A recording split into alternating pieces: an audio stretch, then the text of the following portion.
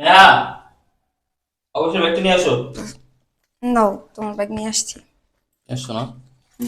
মা কোথায়? আছে ভেতরে। ডাক দাও আমাকে। মাকে এখন আবার ডাক দিতে হবে কেন? এটা কেমন কথা বলো? অফিসের কাজের জন্য আমি কিছুদিনের জন্য বাইরে যেতেছি, আমি মাকে বলে যাবো না? তোমার না এই আলগা পিরিতি আমার ভাল লাগে না, বুঝছো? এই, এটা কেমন কথা বললা? আলগা প্রীতি মানে কি? আমি আমার মাকে বলে যাবো না? আচ্ছা বাবা, ডেকে দিচ্ছি। ডাক দাও। মা, মা কোথায় আপনি? এদিকে আসেন। কি হয়েছে বৌমা? কই যেতে আছো বাবা? অফিসে যাইতে আসো?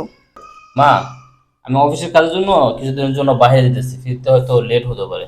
তুমি এক কাজ করো, ঠিক মতো খাওয়া দাওয়া করো আর ওষুধটা ঠিক মতো খেয়ে নিও, হ্যাঁ? আচ্ছা বাবা, ঠিক আছে। আর ব্যথার ওষুধ, গ্যাস্ট্রিকের ওষুধ সবকিছু আছে? আরে মায়ের সব ওষুধই আছে, তুমি এত পাগল হয়ে গেছো কেন? আমি বুঝতেছি না, আমি মার সাথে কথা বলতেছি, তুমি মাঝখানে কেন বেরো দিতেছো? কেন আমি কি কথা বলতে পারি না? তো বলতে পারো না, আমি মার সাথে কথা বলছি, মার ওষুধ আছে কিনা সেটা আমি জিজ্ঞেস করবো না? আমি তো বললাম আছে। সেটা আমার মা বলুক।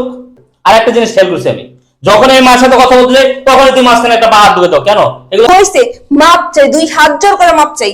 তোমাদের মা পুতের মধ্যে আমি আর কখনো বাধা দেব না। ঠিক আছে।